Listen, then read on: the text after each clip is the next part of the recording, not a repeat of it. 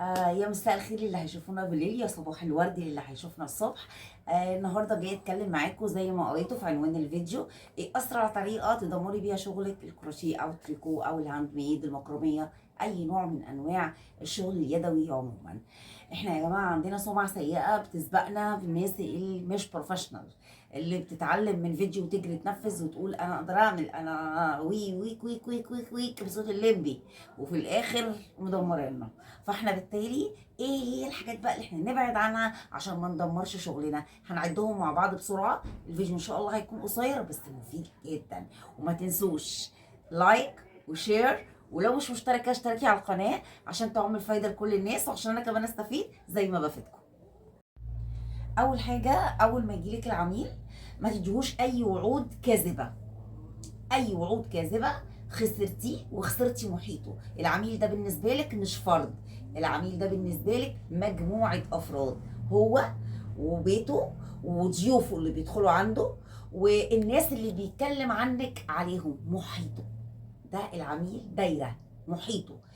خسرتيه بالوعود الكاذبه. لو قلتي له انا بستخدم خامات مستورده ورحت جبتي ارخص خامه، يبقى انت كده وراح له وهو شايفه من قبل ما يمسكه بايده وهو موبر وهو منتش وهو الفينش بتاعه مش نظيف، وهو خلاص خسرتيه. وهو اولا مش هيحط، يعني مثلا لو انت مختاره عميل بي بلس وخد من عندك ثرو، هو اولا مش هيحطه. تاني حاجه هيبقى مندوب دعايه سيء ليكي في كل الدنيا. ولو حطه اضطر يحطه، اضطر تفرشه. ودخل عندها حد، انت جبتيه بكام؟ والله جبته بكذا. ما يستاهلش، ما انا اخر مره الصفحه دي اسمها كذا كذا كذا ويا ريت ما حدش يتعامل معاها. دمرتي نفسك من اول تعامل. يبقى بلاش وعود كاذبه نهائي. اوعدي باللي هتقدري تنفذيه. حطي نفسك مكانه، بدلي الادوار بينك وبين العميل. فكري بذكاء وانت بتاخدي الاوردر. يعني لو عندك خامه وهو في العملاء مش زي بعض، في عميل متردد، في عميل قلقان متوتر، في عميل صاحب قرار واخد قرار وداخل يشتري، فمش كل العملاء بيتعاملوا زي بعض. يعني مثلا انا عندي العميله ورتني الكنبه براون، اوكي، وعايزه تعمل لها ثرو وينطق الدنيا، وانا عندي لون اوف وايت مثلا بيج بيزك. فاقترح على اقتراحين لو هي من العميل المتردد او اللي بياخد رايي. والله انت لو عملتيه بيزك بيج هيبقى تحفه مع الميكس البنيات، هيبقى رائع وهيبان وهينطق الدنيا. او لا والله ده انا عايزه اعمل حاجه كده مبهجه تغير الدنيا، اوكي، يبقى احنا هنعمل البيزك بيج وهندخل معاه تاتش كلر، بنيات في اللي هو لون القرع العسل، في الاورانج، خلاص انت مشيتي الخامات اللي عندك وفي نفس الوقت اقنعتيها وفي نفس الوقت ما غشتيهاش. خدنا الاوردر وعدنا العميل، عملنا كل حاجه. في حاجه اسمها تيست خامات. اوعي تروحي تجيبي خامه، على فكره مش بقول لك كده عشان تروحي تجيبي اغلى خامه، لا، في حاجات في الاستوكات بتبقى لقط اللقط بجد بامانه. انا بجيب خيوط بتبقى لقط، الخامه تحفه، المشكله فيها في الكم. فانت مثلا لو هتعملي شيل محتاجه فيه 6 شلات ولقيتيهم من 5 ستوك حلوه هاتيها. بس المهم تيست الخامه، اعملي جزء صغير، شوفي ماتش الالوان حلو مع بعض، حطيه في شويه ميه وشيليه، شوفي هيوبر ولا لا. الا اذا كنت جايبه حاجه ستاندرد واثقه منها في 100%. يعني مثلا انا مش هعمل كده في الهيمالايا، انا مش هعمل كده في الاليزا، انا مش هعمل كده في البيبي اليزا بيبي، لا، انا هعمل كده في الخامه اللي مش واثقه فيها علشان ما اخسرش ثقه العميل زي ما قلنا في النقطه الاولانيه. عايزه تخسريه؟ ما تلتزميش ولا بالوان ولا بمقاسات ولا بميعاد. خسرتيه وش. عايزه تكسبيه؟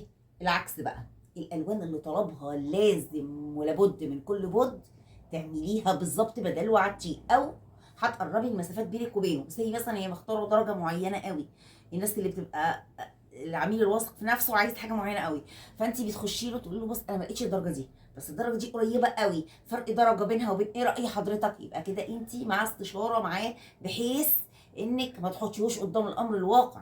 ما تلبسيش العميل بتاعك، ما تلبسيش العميل بتاعك. جبتي الحاجه واشتغلتي ولقيتي نفسك هتتاخري يوم يومين 3 4 5، هتبعتي مسج والله انا اسفه على ما الخامات جت وعلى ما وصلت وعلى ما اشتغلت، بعتذر منك جدا، معلش ممكن الاوردر يتاخر 5 ايام ل6 ايام. الموضوع ده صعب جدا جدا جدا جدا جدا جدا. مفيش حد ملتزم بالمواعيد قوي، بس صدقوني الموضوع ده مهم جدا جدا جدا جدا. عايزه تخسري عميلك ما تطمنيهوش، عايزه تكسبيه طمنيه، طمنيه في كل استفساراته. يعني انا بتخش يخش مثلا عميل يقول لك ايه، طب وهي الالوان دي مش هتبهت على بعض؟ ردي برد، اقنعي اقنعيه. لا ده متجرب، ده انا مجرباه، ده انا فرشه منه في بيتي، انا واثقه 100% ان ده مش هينضح عند حضرتك. طب والغسيل اغسله ازاي؟ حضرتك اغسليه في الغساله بس الغي العصر. حضرتك انقعيه في شويه ميه كده باردين، بجل مسحوق جل، وسيبيه ينشف في مكانه، وشيليه على على رشاقه لو ملابس، على شماعه ونشريه بالشماعه، هينشف وهيرجع جديد اول ما تكويه. حضرتك ارشادات ارشادات، يعني طمني العميل انك موقعه ومجربه ومعاكي عملاء كتير انت مش واقعه له. انا طمنيه، لازم تجاوبي العميل على كل استفساراته، من اول ليه بتاخدي عربون لحد الاوردر ما يوصل على باب الشقه واختيار شركه الشحن الجيده. انا بتكلم بسرعه عشان ما اطولش عليكم والفيديو يبقى دمه تقيل، فبس والله كلها نصايح مهمه جدا وفي الصميم. وما تنسوش لو عجبكم الفيديو لايك، ولو ما اشتركتوش اشتركوا علشان تجيلكوا على طول اشعارات بالجديد. اوكي، فعلوا الاشعارات طبعا، زر الاشعارات من الجرس تحت هنا تحت الفيديو، فعل الاشعار للكل عشان يجيلك كل حاجه تنزل. انا عايزه افيدك زي ما بفيدك واستفيد منك، لازم تستفيدي. اتمنى ان الفيديو يكون عجبكم، ومستنيه تعليقاتكم.